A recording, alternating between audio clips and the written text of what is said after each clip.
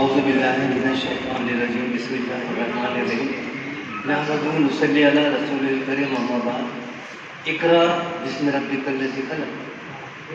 کیا اللہ تعالیٰ نے بات بتا دی؟ پڑھو.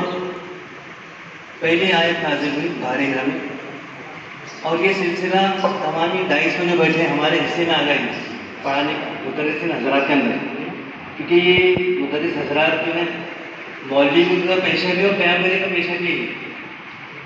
تو یہ کتنی اچھی بات ہے کہ ان نوجوانوں میں، ان نونہالوں میں، کہ ان کی روح میں تعلیم کی بالغی پیدا ہوئی، نہیں روح کی بالغی، کہ کیا خیال آئے ان کے دلوں میں کہ ہم ان کا کتنا اعزاز کریں.